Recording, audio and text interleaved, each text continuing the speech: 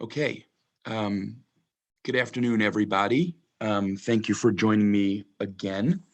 I'll begin as I have been. I hope this finds all of you and your loved ones safe and well.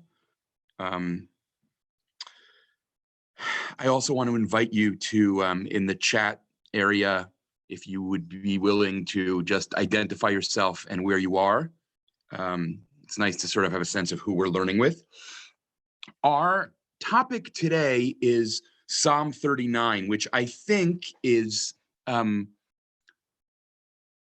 fair to say significantly less well known than any of the three Psalms we've done until now.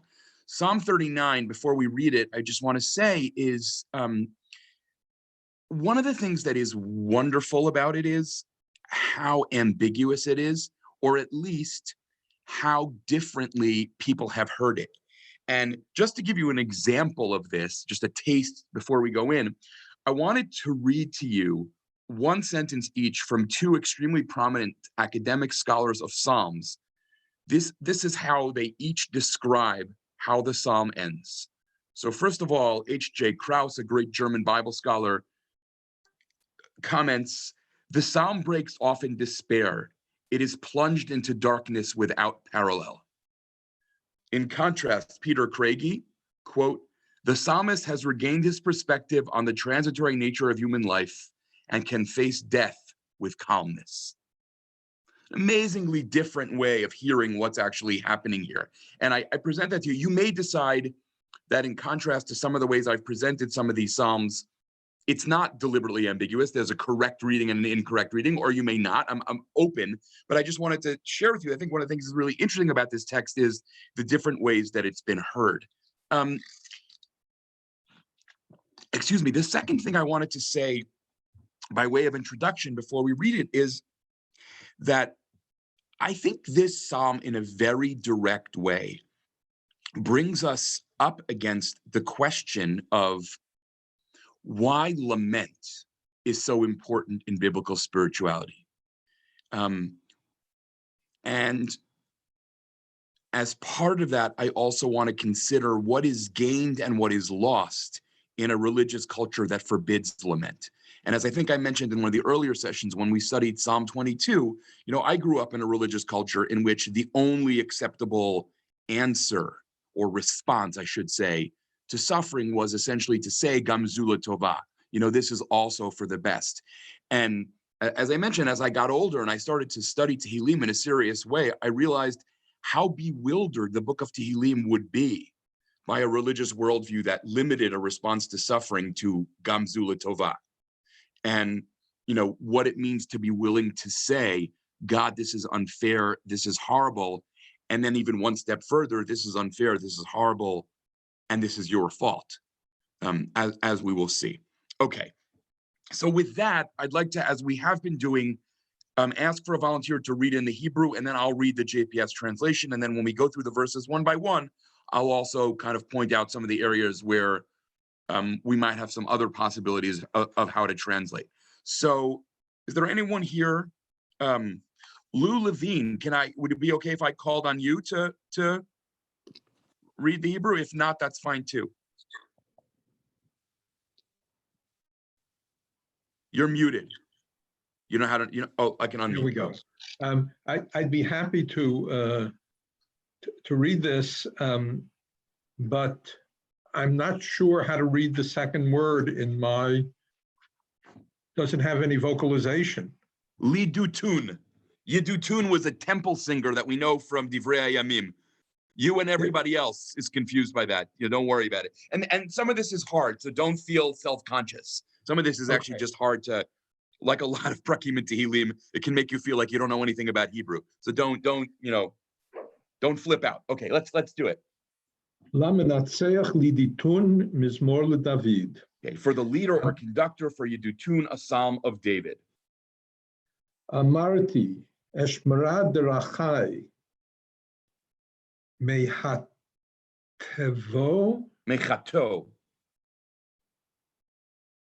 I need to take my glasses off. I'm sorry.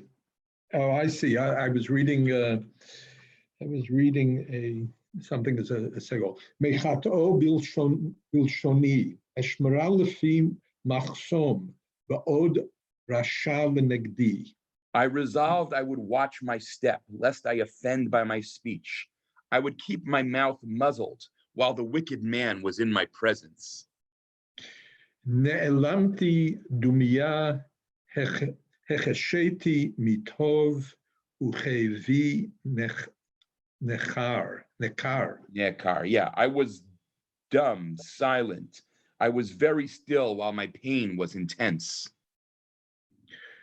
Cham libi bekirbi, behagigi tifar esh, dibarti bilshoni. My mind was in a rage. My thoughts were all aflame. I spoke out. Hodieni Adonai kitzi midat yamai mahi ed'a mechadal ani. Chadel ani, right. Tell me, O Lord, what my term is. What is the measure of my days? I would know how fleeting my life is. Hine tfachot natata yamai v'cheldi k'ayin negdecha ach kol hevel kol adam nitzav sela. You have made my life just handbreadths long. Its span is as nothing in your sight. No man endures longer than a breath. Selah. Ach b'tselem yithalech ish, ach hevel yehemayun, yitzbor v'lo yeda mi osfam. Man walks about as a mere shadow. Mere futility is his hustle and bustle, amassing and not knowing who will gather in. V'ata ma kiviti Adonai, tochalti l'chahi. Tochalti, right, lechahi. What then can I count on, O Lord? In you my hope lies. Mikol pesha'ai hatzileni, cherpat naval al titzimeni. Deliver me from all my transgressions. Make me not the butt of the benighted. Ne'elamti lo eftach pi ki ata asita. I am dumb, I do not speak up, for it is your doing. Haser me'alai nig'echa mi tinrat yadcha ani kaliti. Take away your plague from me. I perish from your blows. Betochachot al avon yisarta ish vatemes ka'ash chamudo ahevel kol adam sela. You chastise a man in punishment for his sin, consuming like a moth what he treasures. No man is more than a breath. Selah. Shma tfilati Adonai v'shavati ha'azina el dim'ati al techerash kiger anochi imach toshav kechol avotai. Hear my prayer, O Lord. Give ear to my cry. Do not disregard my tears. For like all my forebears, I am an alien, resident with you. Hasha mimeni va'avliga, I'm sorry, b'terem elech ve'eneni. Look away from me that I may recover before I pass away and am gone. Thank you, Lou. Wow. This is a text, first of all, where there's a lot of polarities, speech and silence, life and death. All of it is kind of a soup, which is one of the reasons why I'm suggesting that we might want to read this text as kind of interested in its own ambiguity, but I'm not sure about that. One of the things that Robert Alter points out in The Art of Biblical Poetry, as opposed to his Psalms commentary about this poem, is that it's not just that you have poles, but that you have rapid swings between the poles, which he thinks is the text's way of trying to point to a kind of psychological dialectic, not just a philosophical dialectic. If that sounds very abstract, in other words, he's saying it's not just about ideas, it's about moods and experiences. That the kind of swing in the psalmist is an emotional one as well. I think another way of saying this, or if, maybe it's not another way of saying it, maybe it's a separate point that builds on it, is that if I said to you, is this a text about hope or is this a text about despair? I suspect that the best answer to that would have to be, well, yes. It's about the strange coexistence, the difficult kind of jockeying between hope and despair, and for that matter, even the simultaneous presence in one conflicted spirit between hope and despair. Now, just to share a couple of things more before we kind of move into a closer reading. One is that I want to just note what some of you may have noticed already is that in a variety of places here, there are interesting connections to the book of Kohelet. And I'm not really sure that I want to say anything about, where the influence lies, but you have here, first of all, a preoccupation with the brevity of life expressed by the word hevel in verses 6 and 12, which is an obvious, for everyone, I think, who's kind of inside the world of Tanakh. If I say the word hevel, they either think about Breshit chapter 4, or they think about the book of Kohelet. And if they have a particularly interpretive imagination, they think about both of those together. So that's one thing. There's also questioning the purpose of life, and especially, as we'll see later, the idea that what's the point of getting wealthy? Who's going to inherit me anyway? A thought that Kohelet also expresses with great despair. And then, interestingly, the conclusion that people should end up, a conclusion that ends with the idea that people should serve God. We'll get to that as well. As I've talked about with previous Psalms, so in this one, the nature of his suffering is not specified, and that enables people in various circumstances to feel perhaps that they can inhabit the eye. Could this be about illness? Could this be about abandonment by friends? Could this be about the death of a loved one? Yes, it could be about all of those things. And as we've talked about, recent scholarship on Psalms sort of suggests that that's a deliberate literary device that the Psalms use to make themselves accessible to people in varying circumstances. Now, I want to mention something that Alter points out also in The Art of Biblical Poetry that I think is a very helpful literary lens here. What Alter points out is that biblical poetry is usually dyadic. That is, it exists in poetic lines which have two parallel members.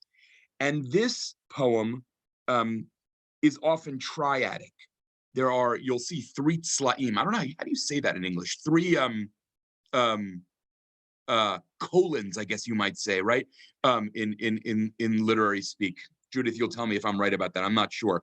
And what Alter wanted to suggest is that when you have a third piece that is unexpected, that is used as a literary way of alerting you to be surprised.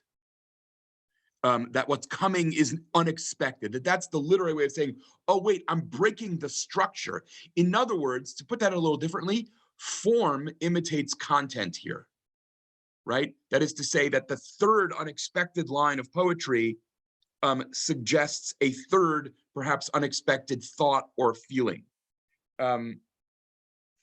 Okay, and I guess the one last thing I want to ask you to keep in mind, and then maybe depending on how much time there is, we can come back to this, is what you think the relationship is between speech on the one hand and the rediscovery of hope on the other, right? In what way does giving voice to suffering or despair perhaps paradoxically give rise to hope? And here I would remind people or point people in a very different register to a classic essay by Rabbi Joseph Soloveitchik called, I can never remember how these three terms go in what order. I think it's called Prayer, Talmud Torah, Redemption, an essay in which he argues totally beautifully, if also totally homiletically, that the reason why we attach in tefillah, geula to tefillah, the reason why we say Ga'al Yisrael, the God who redeems Israel, right before we articulate our requests, is because that is an existentialist way of acknowledging that just being able to find words for what we need is itself redemptive, that there is a redemption that comes through speech. Again, I doubt very much that that is like that's what Chazal, the sages of the Talmud, are thinking, but it's one of Soloveitchik's most beautiful essays. Excuse me. I have never quite done this, but I have always wanted to assign that essay together with one of Frederick Douglass's autobiographies, because in Frederick Douglass's autobiographies too, the discovery of speech is an act of liberation. Once Douglass can read, it's all over. On some level, he's already been freed. Okay, and with that, Pasuk Aleph. Okay, so Lamnatseach lidutun, right, for the conductor, for Yedutun. Yedutun was a famous temple musician, one of the three music leaders in David and Shlomo's time. You can look at Psalm 62 and 77. You can look at Divrei Yamim Aleph and Bet. Happy to send you references. And then we begin. And Mizmor LeDavid, and as I've talked about in every session, I don't know, and I'm not convinced anybody knows what LeDavid actually means in Tehillim.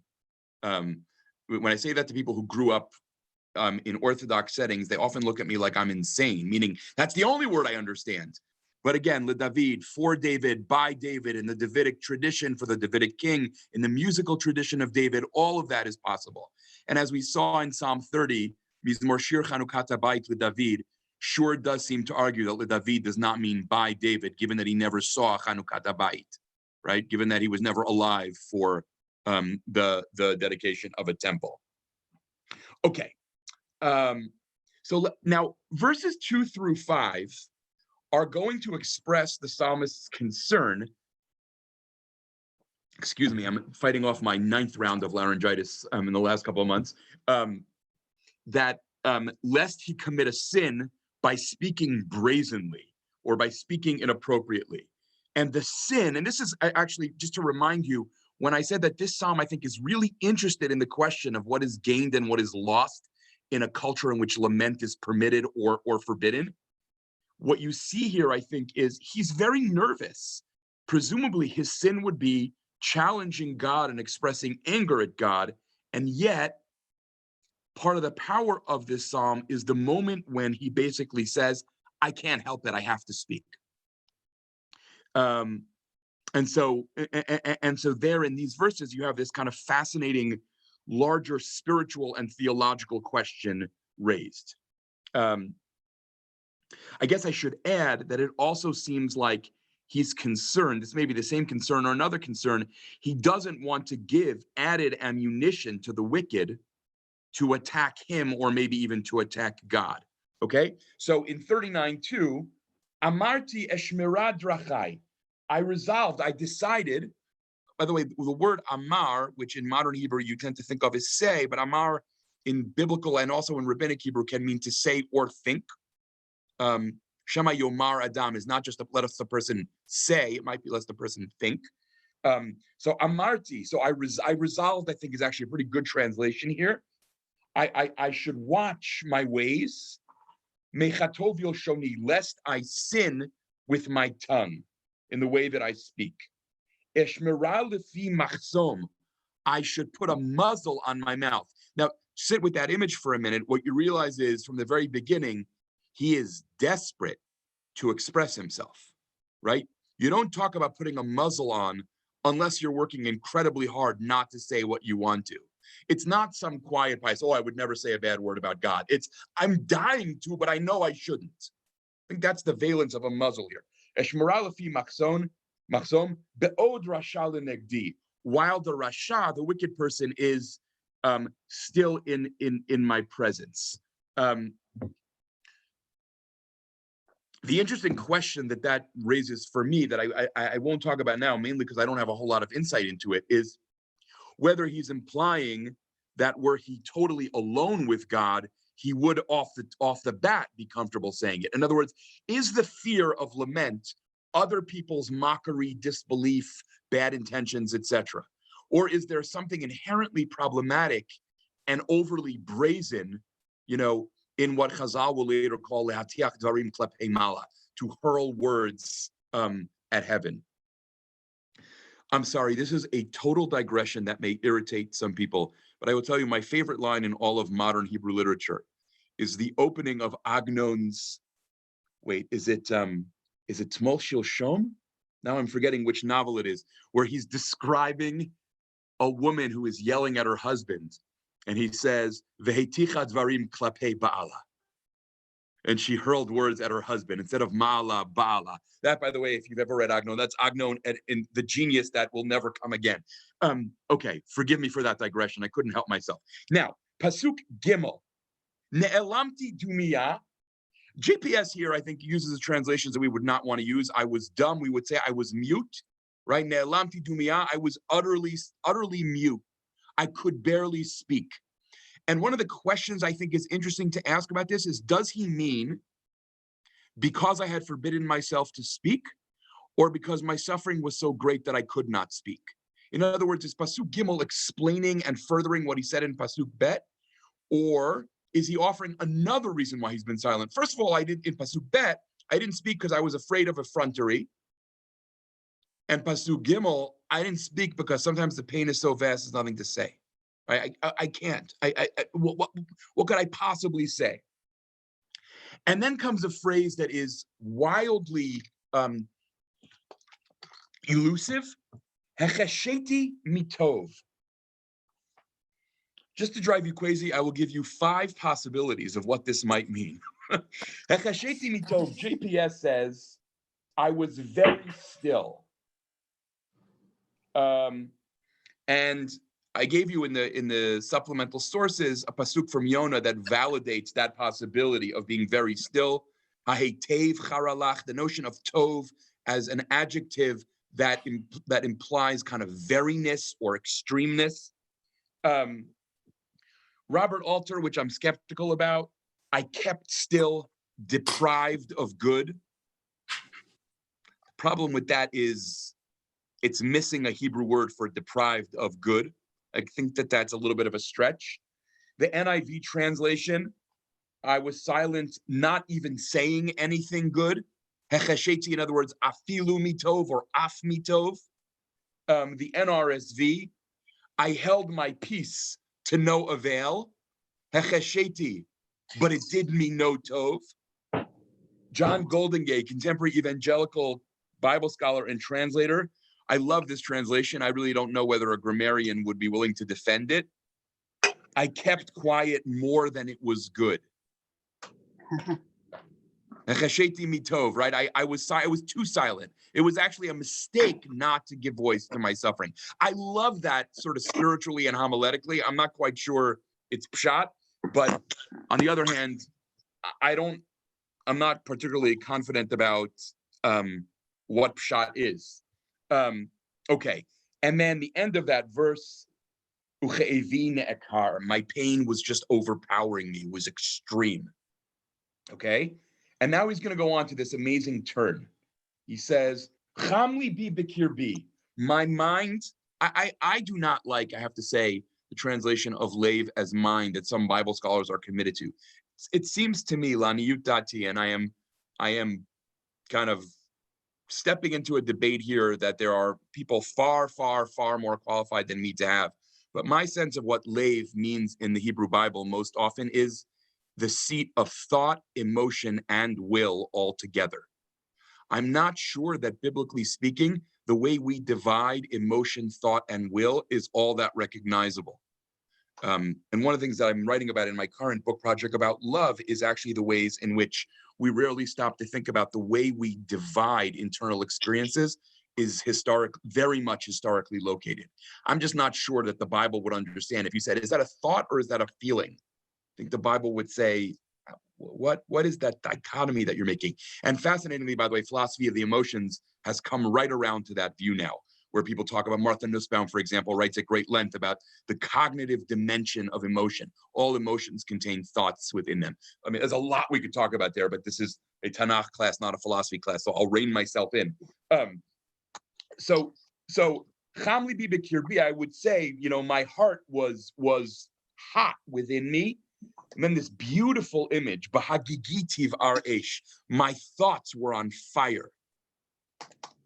I was suffering terribly. And I would actually ask people to think about, and maybe if there's time at the end, or you could type in now, and I'll look at the comments again at the end, what the image of thoughts being a flame suggests to you. Is that confusion? Is it rage? Is it ambivalence? Is it just pain? A lot of ways we might hear that. And then comes what Alter, I think, really has in mind when he talks about how when the third piece is unexpected and surprising, you have here in the first two colons here, traditional parallelism. Cham libi b'kirbi, v'hagig'i tivar esh. In my thoughts, there was fire. And then if there's going to be another one, you might expect some other way of saying, my thoughts were, discombobulated. I was confused. I was raging. But instead, you have almost this outburst. Dibarti bilshoni. I started talking. I couldn't hold it in anymore.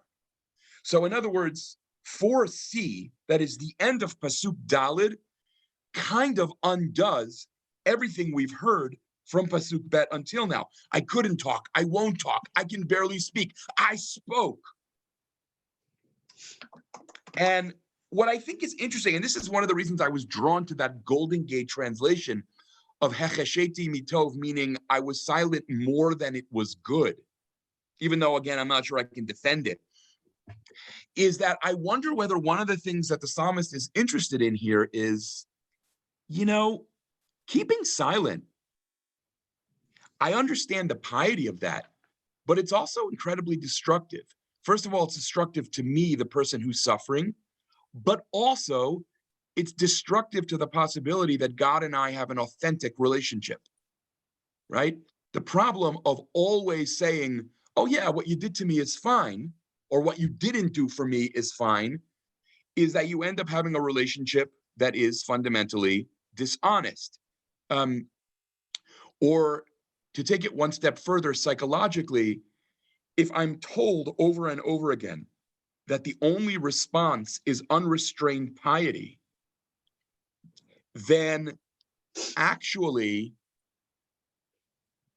I really run the risk of essentially creating a shadow self, right? Rather than not feeling anger, I tell myself that I don't feel anger, and therefore my anger actually becomes more powerful. This is stuff that, many psychologists have talked about, probably most famously Carl Jung, right? The notion that, you know what it's like, I'm sorry, some of you have heard me say this before, and it's kind of offensive, but I always like to joke that in every Carlebach minyan I've ever been to, there's one person, at least, who's actually a simmering pot of rage, but whose exterior is, oh, hey, brother, how you doing? I'm just full of love. And meanwhile, you can tangibly feel that there's this whole world of emotion underneath that they have decided to repress, right? And this psalm is an incredibly interesting example, I think, of refusing repression and actually assuming that it is not good for me and it is not good for authentic relationship if I just, thwart any kind of self-expression.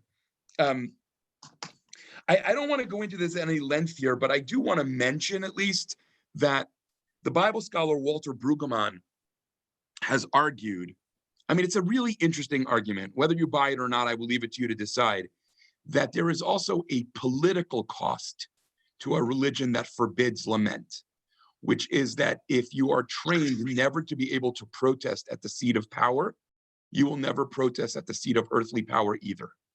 Or I think he says somewhere, if I can't lobby a complaint at the heavenly throne, then the earthly throne becomes impregnable also. I think that's interesting. It's a very political reading, but it's not a crazy idea. Because one could argue, I suppose, by a kind of kal vachomer, that if you're allowed to cry out against God's injustice, then by a certain logic, at least, even though I could imagine someone making the exact opposite case, by a certain logic, at least, well, then obviously an earthly king is also subject to my expression of complaint or frustration. For another example of this, you can look at Yirmiyahu Perek Chaf, and maybe even the words of Elihu in Eov chapter 32, which I think I have also, if I recall, included in your packet. I'm trying not to look at comments till the end and also not to scroll on this source sheet so I don't lose focus. So and we could say maybe one more thing about this, which is that it seems like the suffering that this psalmist is enduring is twofold. A, whatever suffering he's enduring, and B, the inability to speak it freely, right? And I'm sure many of us could identify many moments in our life where we were enduring some kind of double suffering for that reason. I think a lot about conversations I've had with certain people in the months after divorces, where people have said, yeah, well, first of all, I was miserable. And second of all, I could never say anything. And that's sort of how much more intense the pain becomes. And that appears to be what's happening, or what has happened here, until he decided to break through in that third, colon of Pasuk Dalet and express his suffering. I see just from the number in the chat box that there are probably a lot of questions or comments, and I will do my best to get to them later on. Okay, excuse me, Pasuk Hey, trying to keep my voice going here. Hodi'eni. Now, what's going to be interesting here is, I think that what we would expect in a psalm of lament here is that the next pasuk would be something like lama, the classic word of lament. Why, God? And as we've talked about, lama in psalms of lament is usually not a request for an explanation, but a request for action. But here, instead, what we get is this kind of extended meditation on the transience of human life. And he says here, right? Hodi'eni Adonai kitzi. Tell me, O Lord, JPS says, what my term is. Umidat yamai mahi. What is the measure of my days? Now, most translators and commentators, certainly in the modern period, understand what he's saying is essentially about yearning for death.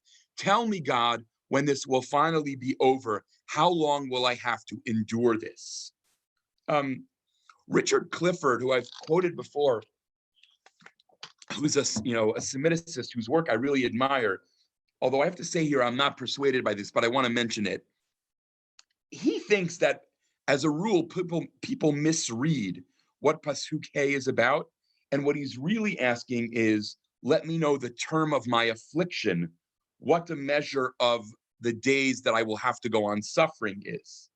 In other words, may I know how long it'll be before this stops, as opposed to may I know how long it'll be before I die, which is the only confidence I have that it will stop. That's how Clifford wants to read these words. I guess my own kind of intuitive response to what he's saying here is that it's a more simple expression of despair. I can't wait to die, so this will finally stop. But perhaps not. And people should feel free in the chat to add your own reading, how you hear that, if you'd like. Okay.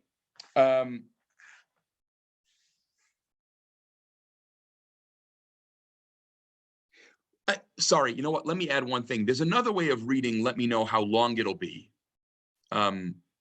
which is not just let me know when I'll die so this will finally stop, but perhaps you could say, let me know when this will be over because somehow that will teach me or enable me to bear this with greater equanimity. Maybe knowing how long it'll be is somehow soothing in and of itself.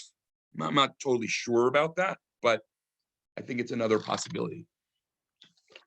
Forgive me, I'm really losing my voice. So, and then Eida'a machadel ani, so I may know how fleeting my life is.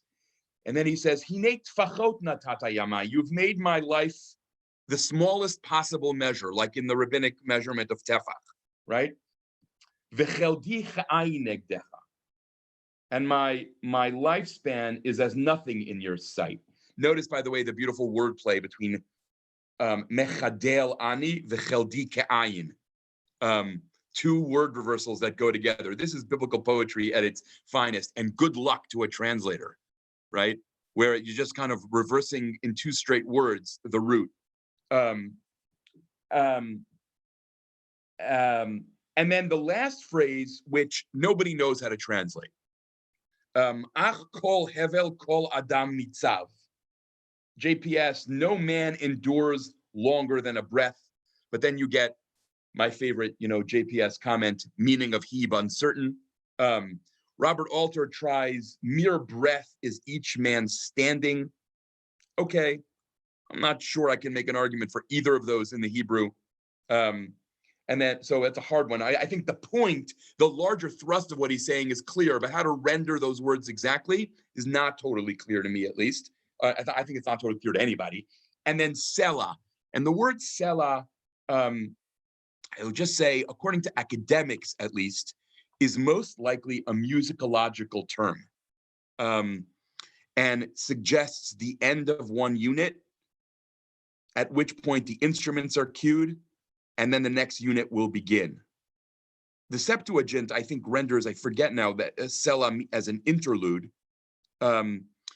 In a more traditional vein, Radak tries to derive the word Selah from the Hebrew root salal, meaning to say loudly, meaning it's a kind of raise your voices now. I don't know that that's accepted by any modern scholars. So now that appears to be a shift in mood, except what's weird is that the mood doesn't shift at all. So that's a bit of a challenge.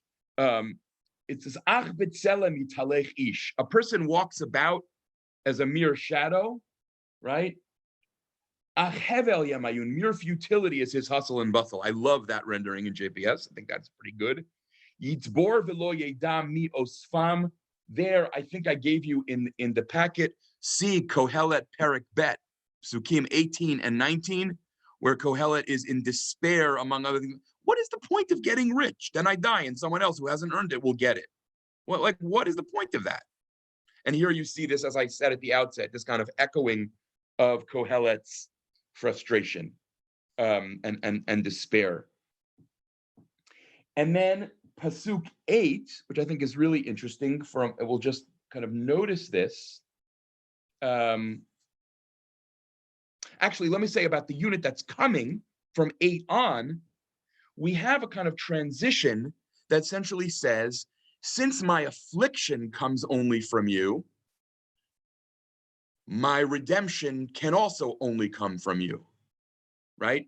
And it's also worth noticing that this is a psalm in which, if there's a complaint here, it's that the suffering is too intense. There's no proclamation of innocence here.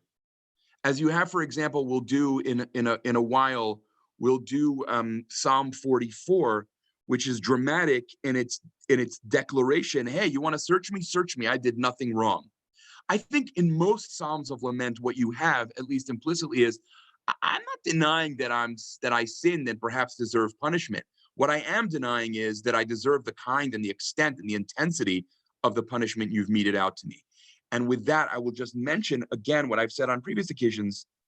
What does it take? Is it possible, and how is it possible for someone who doesn't share some of the Psalm's core theological assumptions to find themselves in the I, in the first person of the text at prayer? If you don't think that your suffering is a punishment, how is a psalm like this helpful? Okay, or how is a psalm like this connectable to? How can a psalm like this be prayed with authenticity? Whatever formulation of that question feels compelling to you. Now, the word ve'ata often signals in other psalms the shift from complaint to petition. That, for example, you can see Tehillim Perek Bet. I forget, at least, did I put that in the packet? I may not have. Psalms chapter 2, did I put it in there? I think I left it out. I'm sorry. You can see other examples of that. And then notice the shift.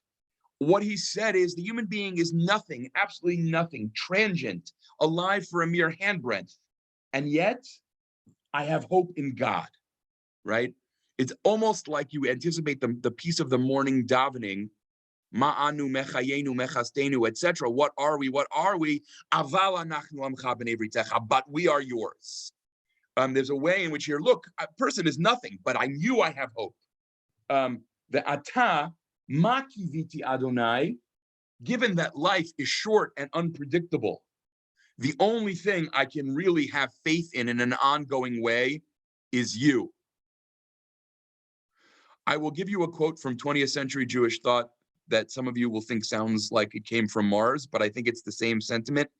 At one point, Rabbi Soloveitchik talks about how it is only praying to God that is healing, because to ask anyone else for help is to ask someone else who is also, quote, bereft of an ontic fulcrum, which is absurd Germanic speak for some kind of groundedness in their own being. God alone is that who is the one who is worth reaching out to, because God is the one thing that is truly not transient. You might even say that that's a difference between religious existentialism and existentialism. Does there end up being something permanent to grab onto or not? Which is why most non-religious existentialists think that religious existentialists are not really existentialists at all, because they solve the problem on some level as opposed to dwelling in it. Happy to talk about that at another point. Now, I also want you to see something I think is beautiful, which is he says, Ma kiviti Adonai, in what can I hope? And the answer is not in a what, but only in a who. There is no what, there is no ma, there is only a me, right? Tochalti lechahi. You are my only hope. The what is answered by a who. And then 39:9, mikol psha'ai hatzileni, deliver me from all my transgressions. There, I would say again, is the admission that I'm not innocent, I'm just suffering too much. Cherpat naval al tisimeni. Don't make me the object of the scorn of the wicked people. Don't let them wag their head at me, to use a biblical image. Ne'elamti lo eftachpi. This, I think, should probably be read in the past tense. JPS here translates in the present. I am dumb, or again, as I prefer, I am mute. I do not speak up. But I wonder whether he's actually referring to what it was before he started speaking. If he's speaking in the present, then there's this amazing back and forth between I'm going to speak, I'm going to hold it in. I'm going to speak, I'm going to hold it in. Depending on if you hear it as past or present. And there are translations, JPS, NRSV, hear it as the present. NIV, Robert Alter, hear it as the past, a kind of recollection. And then I just want you to see also, Ne'elamti lo eftachpi, I am mute, I will not open my mouth. Ki ata asita, the ata there is emphatic, right? It is, if it was because you did it, it would be ki asita. Ki ata asita is because you did it. That is always important to note in I think, in biblical Hebrew. Probably the most dramatic example of that is Yaakov's confession, Achen yesh, right? Hashem b'makom hazeh, and not v'lo yadati, and I didn't know, but va'anochi lo yadati, but I didn't realize. I was the one who was ignorant. Okay, now pasuk Yud Aleph. Sorry, pasuk Yud Aleph. Haser me'alai nig'echa. Take your plagues off of me, right? Mitigrat yadcha ani chaliti. I'm going to die from the blows of your hand. And now I'm just going to skip, in the interests of time, and because I don't have great chidushim, I'm going to skip one verse. He says, Shim'at filati Adonai, hear my prayer, God. V'shavati ha'azina, give ear to my cry, cry. And then this sort of odd image, El dimati al techerash, don't be deaf to my tears, which is interesting because tears are actually silent. Although unless tears is just a way of invoking the noise that comes with crying, the sound of crying. And then ki ger anochi imach toshav kichol avotai. I am a stranger, an alien with you. Toshav kichol avotai, a temporary resident, like my ancestors. Now, on the one level, this is obviously an expression of vulnerability. I am not at home. I am dependent on you. And is a kind of in a very different register, the same sentiment expressed in Vayikra Chaf Hey, right? That you are always residents, because any notion of human ownership and human kind of possession of anything is relativized, the idea that only God is the owner. But Clifford, who I mentioned before, reads this verse very differently, and I'd be curious to hear in the comments whether you're persuaded by this. He says that what the psalmist is alluding to here is, God, you have insisted that you are Ohev Ger. You love the stranger. You have insisted that at the very heart of the Israelite ethos is to protect the stranger and meet his needs. I'm your Ger. You gotta help me. It's actually that's the heart of your religion. You gotta do it. In other words, it's not just I'm vulnerable to you, it's that I'm making a claim here. God, you are the Baal Habayit, you are the master of the house, and I am the Ger. So care for me. I am transient, but my well-being is your responsibility. And then verse 14, right? Now, verse 14 is what I was alluding to at the very beginning when I said that the ending of this psalm is incredibly ambiguous. So first, let me mention why first of all, it is very strange, at least on the surface, as a transition from verse 13, right? Leave me alone is not what you next expect after saying, I am a ger and you have to take care of me, or I am your ger. And you pray to God and then you conclude the prayer by saying, and so in conclusion, I wish you'd go away. It's highly unusual. In fact, I'm not aware of any other time in Tanakh where the request is for God's inattention. Right? So many laments, and including this one until this point, are requests dafka specifically for God's attentiveness. And here, all of a sudden, at the conclusion of this psalm, you have a turn to God's inattention. That is a request not for God to have mercy and to turn toward the psalmist, but rather a request for God to have mercy and to turn away from the psalmist. You can look at Eov verse Perek Zion for one possible parallel to that. Now, it's also hard to know what ve'avliga means. JPS says that I may recover, and then again makes the comment about the Hebrew being uncertain. Ray Shenlin, who's a scholar of medieval poetry, but who translated the book of Eov, translates ve'avliga as so that I may catch my breath. The NIV, that I may rejoice again. The NRSV, that I may smile again. We're a little bit all over the map here. But the idea here of leave me alone is quite fascinating. Hashamimeni, go away.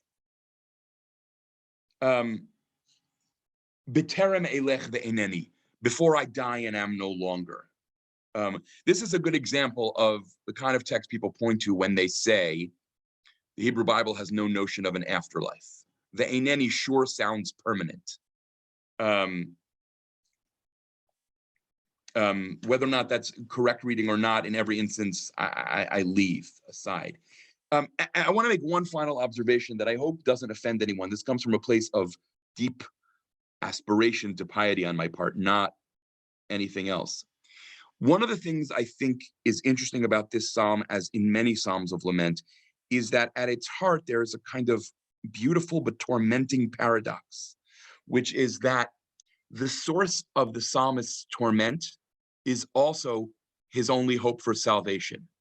The only thing that can save me, or the only one who can save me, is also the one who torments me. Now, there may be something beautiful about that, but I also feel that in the 21st century, we should acknowledge that experience is one that abused spouses describe not so infrequently, needing to be saved by the very person who beats them first.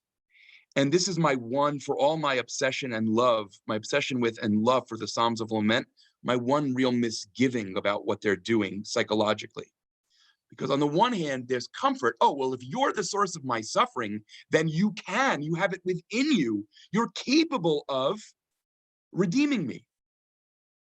But I'm nervous about the psychological dimension here of being kind of imprisoned to the goodwill of the one who has brought the suffering upon you in the first place.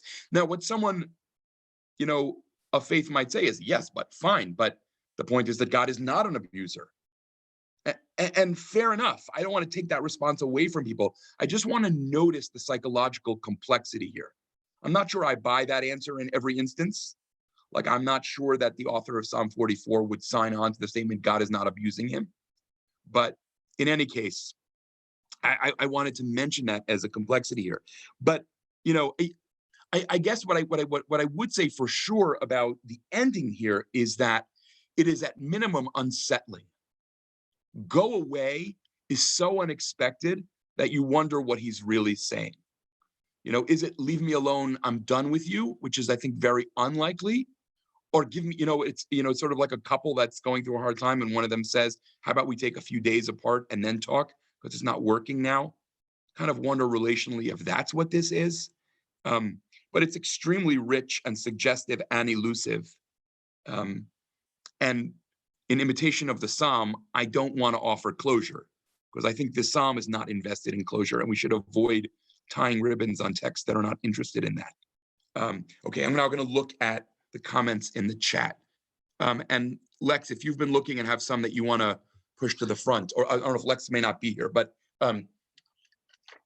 Elise, if you're on and you want to do that, that would actually be helpful because I see here that there's a tremendous number of comments here. Or let me see. Where is the hope? Sarah Brooks asked. So I think that verse 8 is a pretty clear statement of hope. He basically says that, unless you think he's being sarcastic or ironic. My only hope is you and you're hopeless. But I don't think that's what he means. Okay, let me keep scrolling here. Wait, now I'm seeing people introduce themselves. Hold on, I'm sorry. Just got to scroll through all these hellos. Akiva Mattinson, like a bibliographical machine, downloads the essay from Soloveitchik. Amazing. An awesome point connecting to Frederick Douglass. Thank you. Young.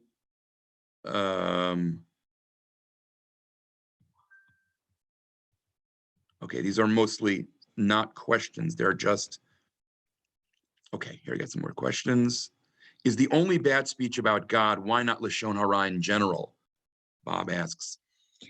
So I think the answer to that in Tehillim, at least, is the Tehillim does not seem to have reservations about speaking the raw truth about one's enemies. Again, to remind you, we've talked in previous sessions about how it's not always clear who these enemies are. But I'm not sure there's any evidence in Tehillim of being concerned of, I don't want to speak badly about people who are harming me. I'm just not sure that's part of the piety or ethical view of these texts. So I think it's pretty clearly bad speech about God. Excuse me. Who is the wicked man? Is it our Yetzer Hara? So I would say you can offer a kind of spiritualized reading, which I say without no pejorative intent, whereby it's our Yetzer Hara. I'm pretty confident that in the Psalms, it is not our Yetzer Hara. It is, as I was just saying, some kind of enemy of the person, enemy of God.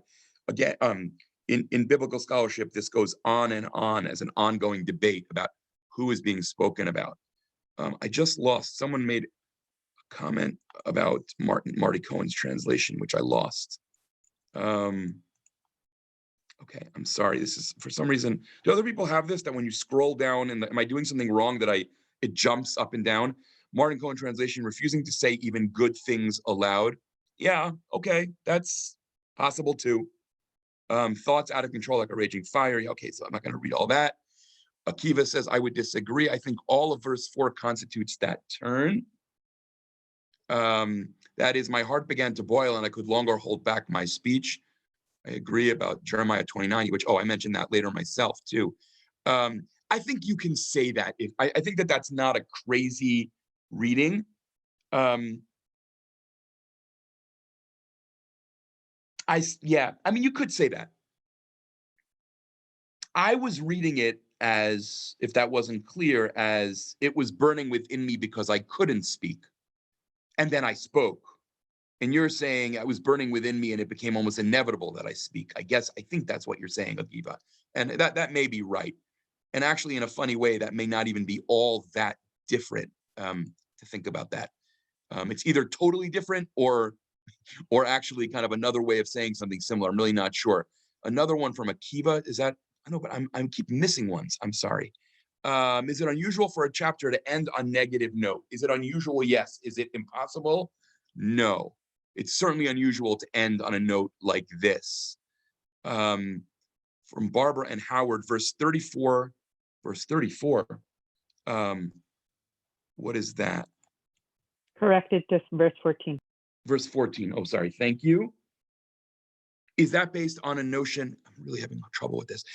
Is that based on a theology that the idea that bad things happen to us is when God hides God's face? Well, if it is, then the idea. Yes, I think if anything, I think it's a subversion of the theology that says, when you turn away from me, you are punishing me. And instead, it's, if only you would turn away from me, that would be a blessing for me. If anything, maybe this is what you meant. I'm not sure it's just a different theology. I think it's a subversion of a classic image. Thank you for forcing me to draw that out. I keep losing this. Okay, I'm sorry. Norm writes. Okay, I'm going out of order here. Sorry, because it's being imprisoned by the goodwill of the one who brought you the suffering upon you is one of the reasons people claim to be atheists. Sarah writes. Yeah. I think that there are many reasons why believing that the world is micromanaged by an all-powerful God can lead to some very unhealthy places. I think there are also ways that it can lead to some very healthy places, even if I can only longingly admire those who can believe that. And I don't think that's the only Jewish theological possibility, nor has it ever been. But sure, if you believe that God is brutalizing you, and then you're supposed to throw yourself on the ground and ask God to end your brutalization, I can imagine rebelling against precisely that. Sarah writes that unlike an abusive spouse, there is no one else to go to other than God. It's not like one can just pick up with another God. So here, that's a very interesting comment. So I want to observe the following thing. First of all, by the way, historically, that's not true. Plenty of Israelites did take up with other gods. That's one of the central themes of Tanakh. But I'm not encouraging that, just to be clear. But I think that it's worth saying this is one of the ways in which, and this really connects to what Sarah just said as well, this is one of the ways in which the modern world and the world of the Tanakh are so different. Some of you have heard me say this a lot of times. It's not that the questions are new. It's that the range of possible responses has been dramatically expanded. The notion of God, I feel let down by you, was hardly foreign to the book of Psalms. What is new in the modern period is the statement, okay, maybe there's no one out there. I don't think the Psalms ever considered that a live possibility. And therefore, on some level, you did have no choice but to go back to the one who had disappointed you. Because after all, that one was the one in charge of the whole world. The 20th century Israeli Jewish thinker, 20th century, still alive, Eliezer Shveid, in one of his 9,000 books, Eli Shveid is one of the people who writes books faster than I can read them. It's just incredible. But in one of his books on 20th century Jewish thought, if I remember correctly, the first chapter, sort of insanely, is about Rabbi Nachman of Breslov, right? Now, you don't need to be a historian of Chassidut to know that Rabbi Nachman did not live in the 20th century. But I think that one of the things that may be driving jewishLIVE to do that is that you could argue that Rabbi Nachman is the first person in Jewish piety for whom the possibility that there's no one out there is a viable option. I once heard Art Green argue that Rabbi Nachman is the first modern Jewish thinker because if you had asked the Baal Shem Tov, what keeps you up at night? The Baal Shem Tov would have said, I worry about guilt, and I want to replace it with joy. And if you asked Rabbi Nachman, what keeps you up at night? He would have said, I worry about guilt, and I want to replace it with joy. But also, what if there's nothing out there at all? And that's the first moment of spiritual modernity. And so, yes, Sarah, your comment is, I think, a very astute description of the dilemma you could argue that the psalmist faces, but it also opens the door for why Sarah can make a comment like the one she's made. I have about 1 minute to 4, so let me just take a couple of others. Norman's comment, I think, is really interesting. Sounds as though the author has lost hope that God will ever treat him kindly if God pays attention to him. He wants to be below the radar. I think that what I would say about that is one of the things that he feels. Meaning, I am inclined to see this text, as I suggested at the very outset, as deeply unresolved. And I think it is true that there's at least a moment, a kind of impulse in this text, one impulse that says, well, if you're going to treat me horribly, how about you just leave me alone? But I'm not sure that I would say that throughout this text, he has given up hope of God being good to him. Like, I still think that verse 8, verse 10, verse 13 might suggest that there's something else going on in him also. While there's so many more questions I'm not going to get to. Elise, is there a way to download these for us? And then if people want to, you can email me more questions that we didn't get to. Excuse me. Yeah, definitely. Okay, thank you. I'll just take one last one almost at random here. Maybe it's not that the psalmist experiences God as punishing him. It's more that he's experiencing God as not comforting him.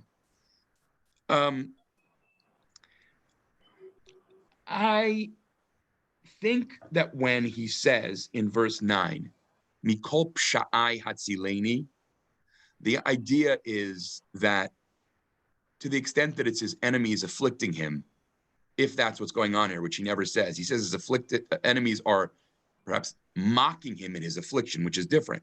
But to the extent that it's his enemies afflicting him, it is at minimum with God's permission. Think about, the famous description to Avram in Genesis 15 about,